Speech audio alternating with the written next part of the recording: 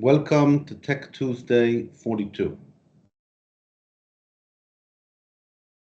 I'm going to talk today about ecosystems, in particular what's called business ecosystems, landscape, and what that has to do with IP. A lot, apparently. And sadly, our situation is not over yet, so we will take a moment of silence. It's an ongoing hostage situation.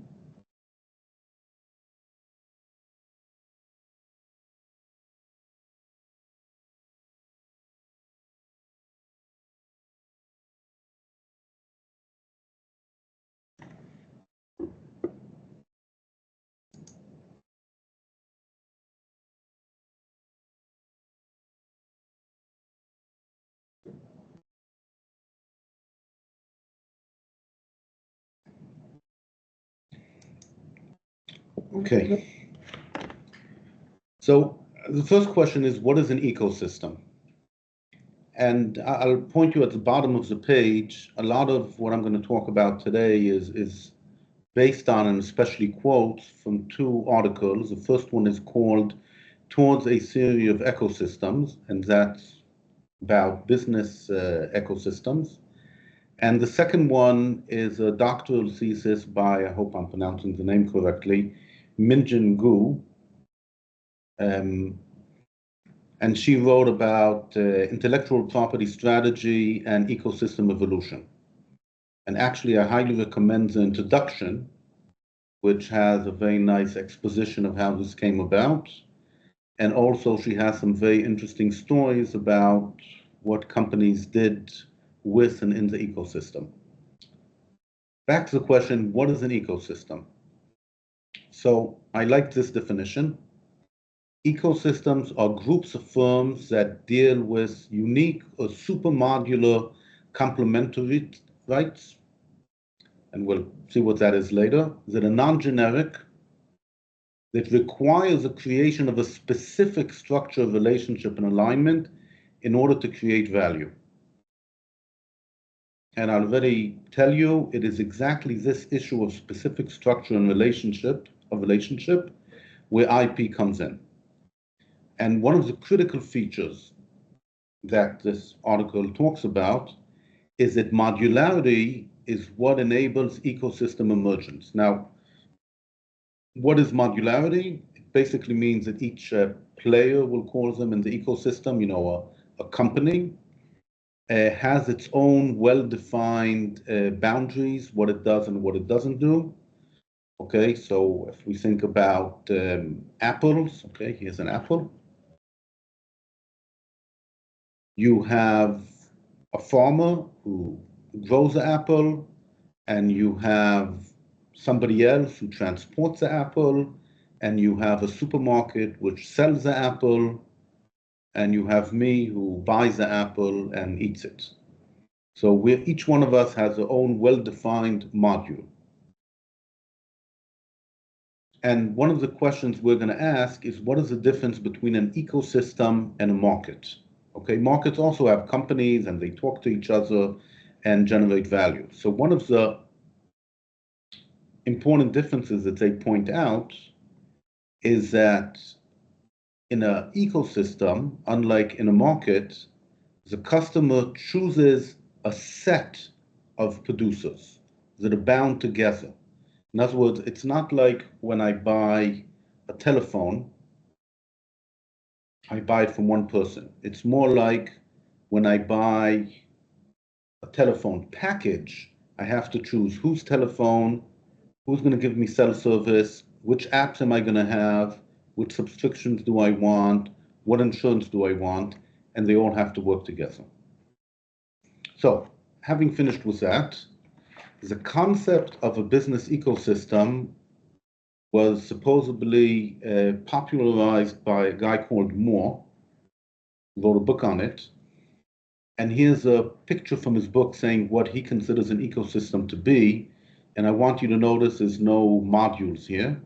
But what he talked about, the core business, the extended enterprise, for example, the suppliers of my suppliers, stakeholders, competitors, and so on. Now, previous Tech Tuesdays, we've talked about gardening an ecosystem and also using an IP in order to control what happens in the ecosystem. And I even brought a metaphor of a nuclear reactor with the IP acting like control rods. And today we're going to dig in much more. So obviously, the first question is, what does IP have to do with ecosystems specifically? So here's a quote of a quote. And they say, what are modules? I said this, modules are functional, tightly coupled elements which have code, subparts, components, and IP that are powerfully connected within themselves. And they're relatively weakly connected to other elements created by other ecosystem members. Okay, so here you see that a natural use of IP is in order to, let's call it protect, for lack of a better word, what's happening inside each module.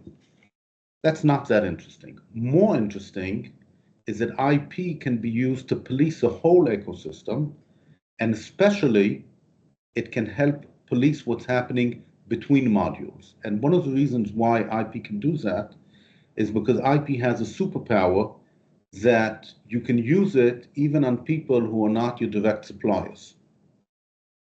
Okay, if a company, let's talk about this apples that we mentioned before, the company that makes the apples has a trademark on the name of the apple, and they can use that trademark in order to sue a supermarket, even though they're like 5 steps away from them in the ecosystem. Also, IP is cheap to get relative to the alternative. And one of the points in ecosystems, you have to ask yourself, why does somebody stay inside an ecosystem? And one of the reasons why you stay inside an ecosystem is that the ecosystem, they call it big words, regulate fungibility. But basically it means that if you're in an ecosystem and you make an investment, that investment is tied into the rest of the ecosystem, so it's more difficult for you to leave. The more you invest, the more you get tied into the ecosystem. And that's good for the ecosystem as a whole, but not good for any particular company. And one of the things you can do with IP is you can use IP to generate revenues that are not inside the ecosystem. So one of the advantages of IP is you can use it to make investments of ecosystem members. You can use it to make these investments more fungible or less fungible, depending, on what you want. You notice before I talked about complementaries, and complementaries is basically the idea that a product on its own might not be very valuable. A pen doesn't have much value if you don't have paper to write it on. So if I manufacture pens, whoever manufactures paper is my complementary. There's a well-known strategy called commoditize the complements, meaning that if I make pens, I make sure that paper is a commodity. And why is that so important? Because when somebody walks into the store and wants to buy writing implements, meaning pen and paper, want to make sure that all of the money goes to the owner of the patent on the pen and not to owners of patents on paper. Okay, so by making it a commodity, it means that the price goes down, and then if a client or a customer is willing to pay a certain amount, he pays less for the commodity and more for the unique pen. So complementaries are well known in business. In an ecosystem, they have a special job. So here's a few types of complementaries which are special in ecosystem and hold the ecosystem together. First one is a unique. Okay, imagine you have a component.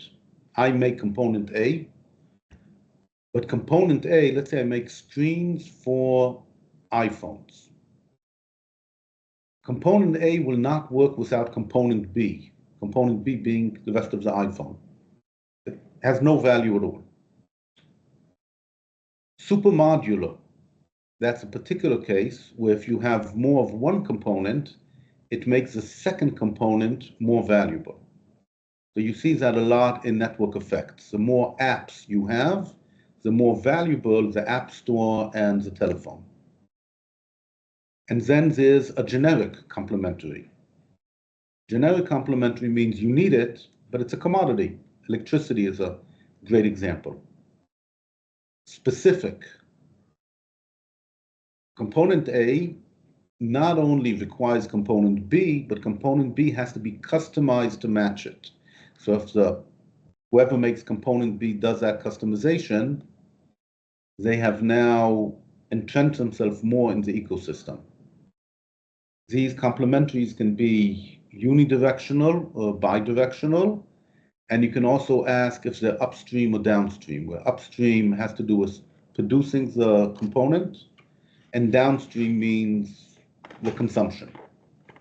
So just keep this in mind because that's one of the items we have to deal with. And let's look at different situations which are not an ecosystem. One option is when there's no organization at all. Maybe it's actually a market, not an ecosystem. And IP is very useful for protecting yourself. You can use it to set boundaries. You can use it to fight your competition. But because there's less structure, IP is going to be less effective. But you can still use it to generate a monopoly. You're going to be the only one making paper. You can find a chokehold on some resource, let's say a component in ink, and you get a patent on that, so everybody who wants to make ink has to pay you. You can use it in order to organize the ecosystem. And what I want to point out that moving from an unorganized situation to an organized situation, or any one of these other activities, often require a lot of non-IP activities. Okay, so it's not just IP we're talking about, but IP together with other activities. You always have to ask yourself, it looks unorganized, but is it really unorganized? And even if it is unorganized, is the ecosystem slowly evolving on its own to an organized state? If the answer is yes, by the way, that's wonderful, because then you want to use IP in order to nudge it to get the correct shape. That's one option. Here's another option. You notice all of the squares organizing the picture on the right. So in a lot of ecosystems, each individual actor is actually a module. They have what they do. Okay?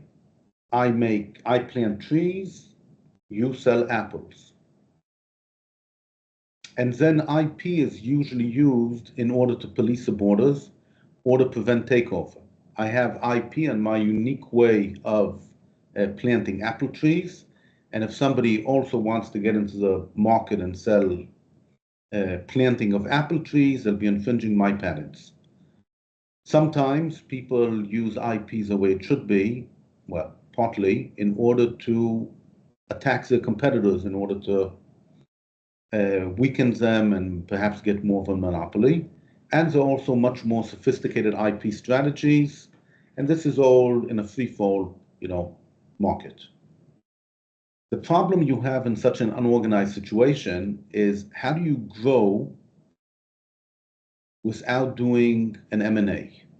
And the question is, if all of the components in the ecosystem are protected, you have two ways of growing. You can't get bigger because the ecosystem kind of defines how big you can be. Like how many lions can you have in a square mile? Not too many. So you can grow by buying other companies, and that's basically becoming a vertical. But it's a problem. And by the way, M&A is a way in which you obtain IP. The second question is, how do you make sure the money goes in your direction? The third problem you have is you have to ask who has more power in the ecosystem, you or the big players. And if the big players have more power because they're big, that's it. And ecosystems are always evolving. And how do you hold on to your place if all of your IP is focused inwards? So you ask yourself, why do we have an organized ecosystem? Is it organized only because each module, they fit with each other and they fight it out? Or is there a big actor controlling everything using market power? Or is it held together using IP?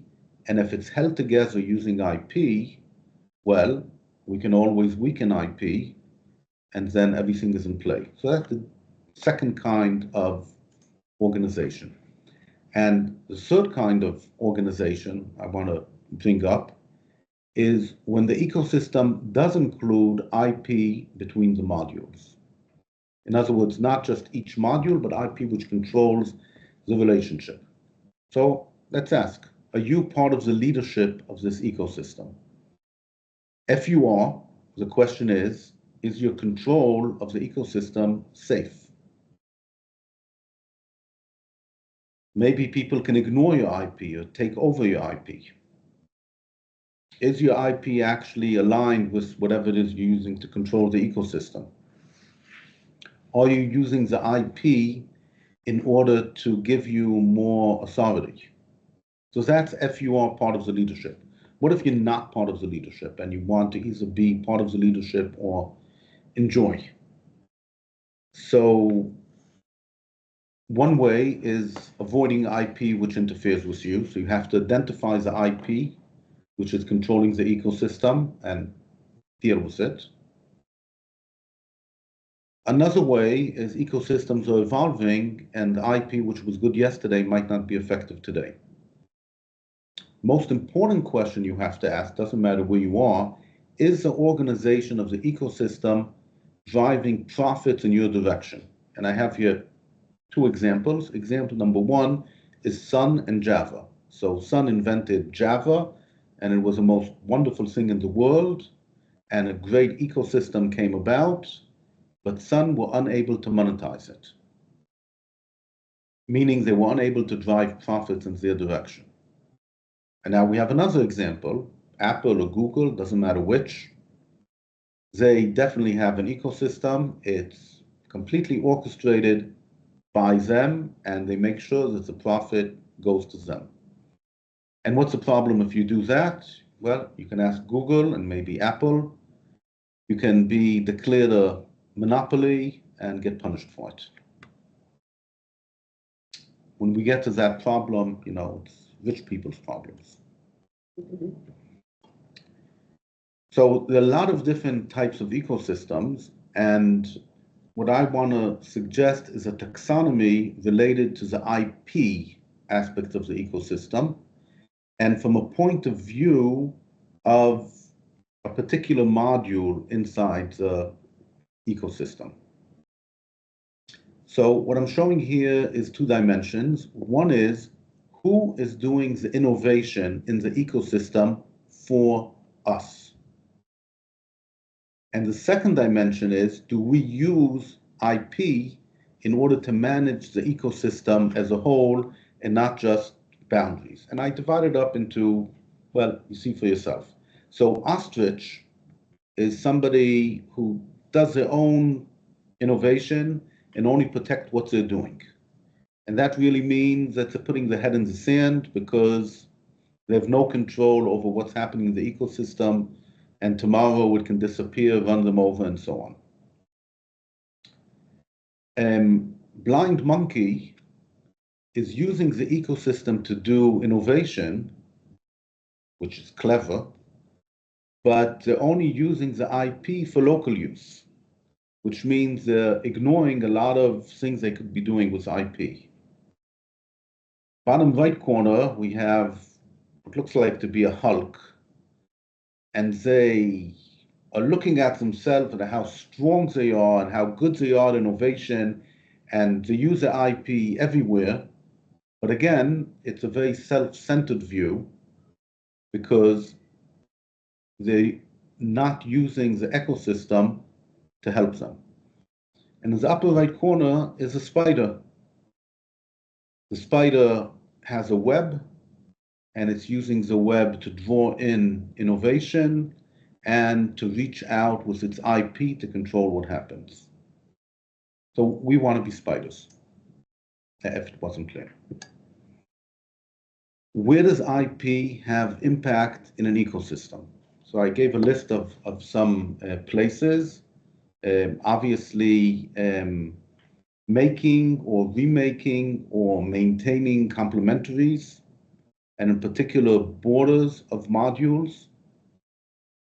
And one of the things you do if you control the ecosystem, you can use IP in order to define a niche, but inside that niche, you don't care what's happening.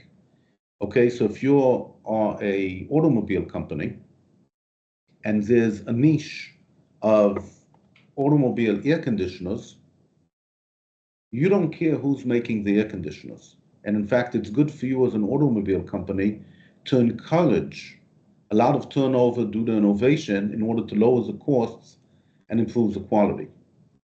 What you don't want to happen is that the manufacturers of air conditioners start manufacturing electric motors, because that's a different part of your ecosystem and you like having it stable. API, application programming interface, is kind of general word to talk about protocols and standards for modules to talk to each other. Very common to define them using IP and encourage them. And then when people use them, it makes everything flow much more smoothly. You can use IP in order to make sure your modules actually have viability. You can control the amount of innovation, make it higher or lower. I gave an example before.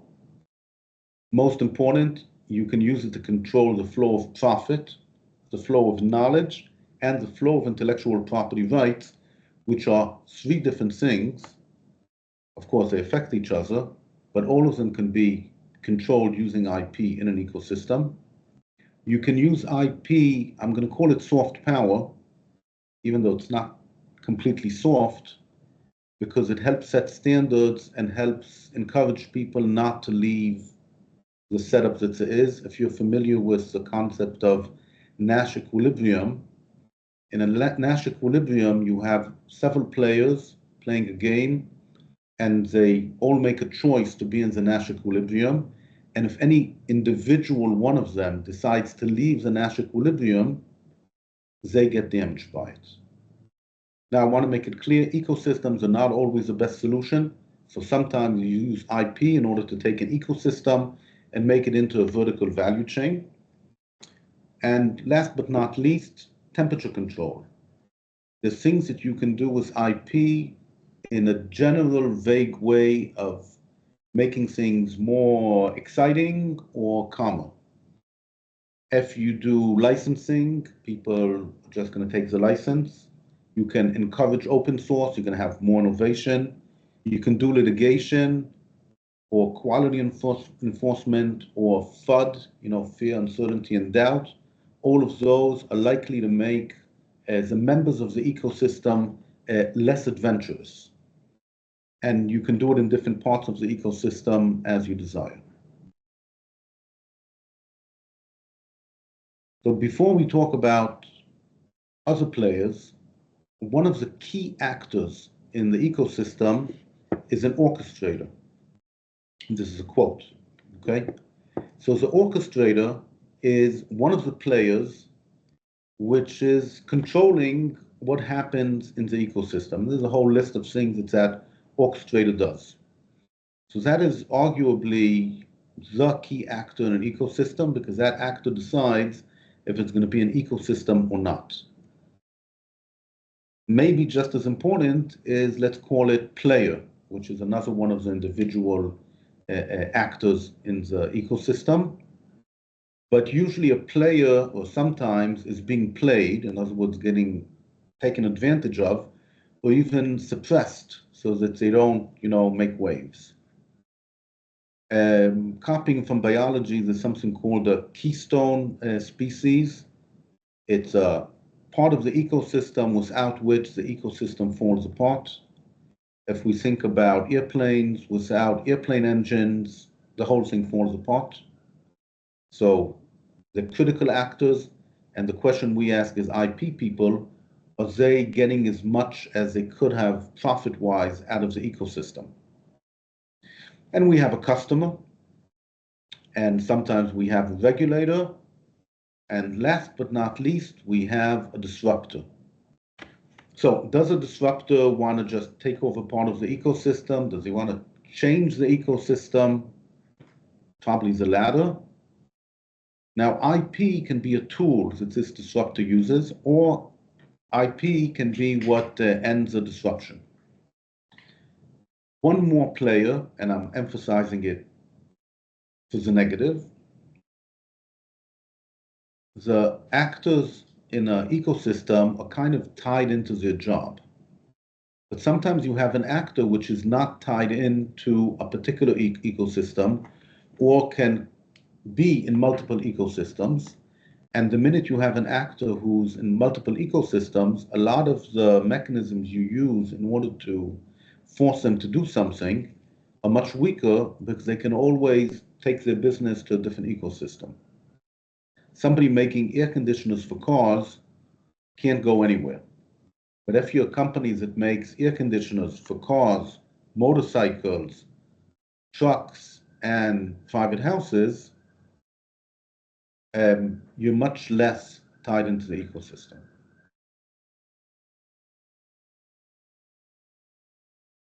So what are the ways in which we use IP?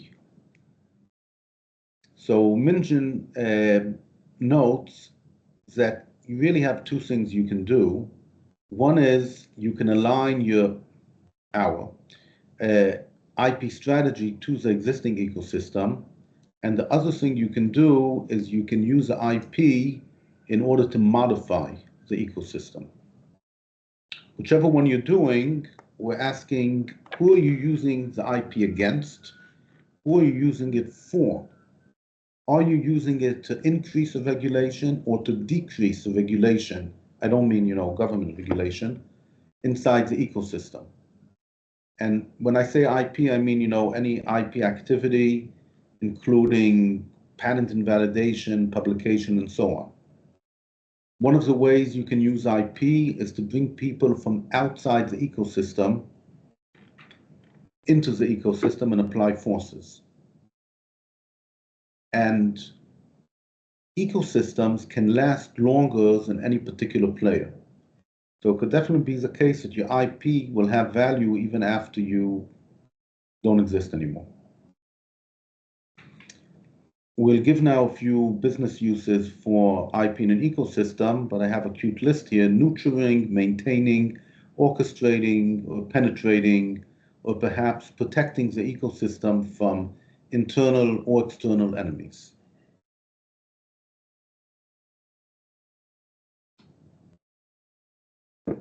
I'm not going to talk about open innovation, but it probably includes that other people are doing innovation and you're benefiting from the innovation. How are you benefiting from the innovation? It could be for market reasons, but it could also be because of the structure of the ecosystem. So before we ask, is IP flowing in the ecosystem in the way you want it to, here are a few possibilities for what it means to have other people do innovation for you. So the best possibility is they do the innovation and you get the IP rights. And often contractual, you have a subcontractors, they build something for you and you get the IP rights. If the market is set up differently, perhaps you get the IP rights at below the actual cost. Sometimes you don't get the IP rights, but you just get a first look at the data, which allows you to generate new IP. Sometimes you use the ecosystem in order to control how other people are doing IP or doing R&D. Sometimes you don't get any rights at all. You're only enjoying the fact that because there's IP in a certain part of the ecosystem naturally channels the profits to you. Problem with that, of course, is that somebody else can just take over that IP. And last but not least, sometimes IP only value is to make the ecosystem grow. And if you're well connected in the ecosystem and it grows, so your profit will grow as well. So here's a few uses. One is building a new ecosystem. And Mingjin talks about co-evolving your IP strategy as the ecosystem grows. So I think it should be clear that we want to build modules and protocols and get IP on them. We could let modularity happen by itself, but it's better if we can use IP in order to create interdependencies. And again, when I'm saying IP, it is nearly never just IP. It's usually IP together with some other kind of activity. Sometimes you want to make it easy for members, so you do licensing, or you have agreements what each module is about to do. And you might be telling yourself, we're not planning on building a new ecosystem, but it can happen accidentally. Let's say you make a technical development which makes you the prime mover in a market. You become the thing. Well, now what's going to happen? Option number one, an ecosystem will get built around you. Option number two, an ecosystem will get built around you and you're going to be taken advantage of. And last but not least, standard essential patents. Many ecosystems have patents which people require licenses in order to take part in the ecosystem. 5G as an example. And they can be good or they can be bad, and you'd better be taking advantage of them instead of them taking advantage of you. Another example from a different article here. Steve Jobs had a problem that people were hacking the phone and writing applications that you could run on the iPhone. So what Steve Jobs did was he turned the ecosystem into a regulated ecosystem. And he's the one making the profit. And as the courts have said, he definitely used IP for that. Just reminding you, timing is always a consideration in IP, and the timing definitely depends on how fast things will happen. Here's another case. There already is an organized ecosystem, and you want to take it over. Are you going to do it in a sneaky way? So domino theory means you take over one part and everything else falls down, or you have a slow stranglehold, or you cause your competitors to go in dead-end directions. IP is good for all of these things. The classic way is first you find a niche, you use IP to wedge yourself into that niche, and you use IP to keep yourself alive in that niche as you plan on doing other things.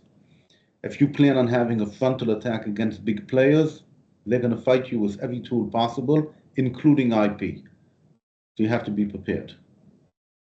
And I want to bring up what's called the disruptor's dilemma. And the dilemma is, there's an ecosystem, you want to disrupt it. But usually in order to disrupt it, at least for the first year or two, you need the cooperation of the competition. And part of the cooperation is that they sell you components you need or raw materials. So your dilemma is, how fast do I disrupt, but how do I prevent them by fighting back and simply choking me? And part of the answer is you can use IP, and use IP only later. You file it now, but you only apply it when your risk of being choked goes down. Can definitely use IP in order to guide the profit to come into your way.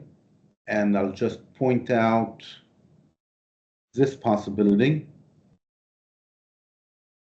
You use IP in order to prevent profit from going to other players. Because if you don't do that, the profit will go to other players. Yes, you can also use IP in order the classic ways you have a chokehold. Okay, but the big question is, why will the profit come to you? And the answer is a lot of IP work. And there's what I call capping IP, which means that, I don't know, if you have a product, but there's a feature which needs to be added onto the product for people to be willing to buy it. For example, if you make a medical device, it has to be in a sterile container. So if you have a patent on the medical device, but somebody, and you actually have it, and somebody else gets a patent on the packaging, which you must use, they're going to share the profit. And we really don't want them to. Platforms. So let's just assume we're talking about a two-sided platform. We have suppliers and customers. Let's assume there's innovation going on. So on the one hand, you want to use IP to protect features that are necessary so other people can't build a similar platform. Or if you're the competitor, you want to get IP on what customers will decide are critical features in order to prevent competition from using it. You can use IP to interfere with the flywheel. Most platforms have some sort of flywheel which makes them get bigger and bigger and bigger. You can use IP in order to interfere with that. And what I just want to point out is that in platforms, the collapse of the platform can come suddenly. So you have to make sure that you are ready to take advantage of that. That has to do with the timing of your IP. Said before, we can leverage the ecosystem. One of the ways you can leverage the ecosystem is against your competitor. If there is a change in standards, everybody has to abide by them. If somebody is trying to change the ecosystem in a way that's bad for you, you can use IP in order to encourage the ecosystem to stay the way it is. It doesn't have to change. That means that when you're setting up the ecosystem, you have to ask what kind of manipulations people might use and prepare IP in order to deal with these manipulations. Otherwise, somebody can take away your ecosystem. Now I want to do a small segue to the subject of landscapes. Okay, I'm not going to say landscape of what. Let's just say a landscape is a context which is not the other players. In other words, landscape is not the ecosystem, it's underlying the ecosystem. But the landscape, like you see in this picture over here, really decides what you can do. Okay, going across the mountains is usually not practical. So one of the things you do with landscapes is you can control existing players, but you can also control players that don't yet exist. And what's nice about landscapes is part of the context of landscapes is IP. So you can modify the landscape or manipulate the landscape at different stages. It says the IP evolution, should say ecosystem evolution, when it's being created, when it grows, when it's stable, when you're trying to take over. Now, there's two leading schools that I'm aware of in how modifying a landscape is useful. The first one is by Wilk, and he says whatever constraints you put, people will adjust themselves to the constraints. But that requires, some kind of communication. And Meadows, she likes pressure and leverage points. But for that, you need to have well-defined leverage points. And like we said before about ecosystems, IP can take advantage of the landscape or it can remake the landscape. And just in case people think I'm clueless, not all landscape is IP. Technological difficulty, regulation, customer preference are all part of the landscape. And tools that you can use to modify the landscape include things like marketing. If you make the market prefer black over white, you change the landscape. So here's a few things you might want to do with landscape manipulation. There are two places in the world which have, well, probably more, but two that I'm aware of, that have a hotspot for languages. They have a lot of different languages per square kilometer. New Guinea and West Africa. And in both places, it has to do with, well, at least in New Guinea, it's a country with mountains and valleys. It's very difficult to get from one place to another. So each valley has a different tribe and they have a different language. I'm oversimplifying. When you build a landscape which is flat, it's natural for there to be winner takes it all. When your landscape is very complicated, it's more natural for each one to find their own niche. If the niche is too small, then people really can't do technological explorations because they might just bang against the edge of the niche. But if you have an established solution, well, there's no risk. Depending on the landscape, it can also help decide if people are going to be companies, more cooperative or less cooperative, and more important, what are they going to fight about? And all of these things, of course, you can do ahead of time, or you can do it on an existing ecosystem and landscape. And how might IP help with this kind of stuff? So here's a few basic ways. One, you can use IP to affect the scoring function. You know, what's easier to do, what's more difficult to do, because if there's patents, it's more difficult to do. You can also, using trade secrets, change and publications, what people think the options really are. You can create parts of the landscape where people don't want to be because it's scary, or parts where people do want to be because they're attractive. If you file a series of patents, what's called a patent thicket, those are slow places because even though you can probably avoid all the patents, it takes time to do R&D, which avoids all the patents. So all of the shapes we know with landscapes, you know, there's a matching metaphor for IP. Summary, not all companies are part of an ecosystem, but on the other hand, they can belong to more than one. An ecosystem is not the best solution, but if it is what you have, the structure of the ecosystem gives you leverage opportunities which you wouldn't otherwise have. Different players in the ecosystem, different types, should use different IP moves. I just told you that landscape underlies the ecosystem, so you shouldn't forget about the possibility of manipulating that. And because ecosystems are about people doing work, so unless you're a parasite, which is completely okay, you know, trolls, non-practicing entities, IP will not be acting alone, but IP will rather be working together with whatever move you're doing. To give you a feeling of practical example, imagine there's a company called Mall Map, and they generate dynamic maps of shopping malls that include how much sales you're doing and where the customers are. I think you can see immediately that there has to be an ecosystem because they have to get the data, they have to sell to the clients, the shopping mall is involved, and so on. And I'm pointing you to this article, which is a business article, which asks the question, how do I take advantage of having partners?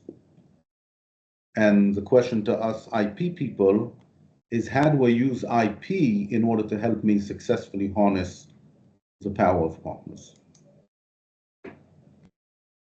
Okay, I'm stopping the recording now.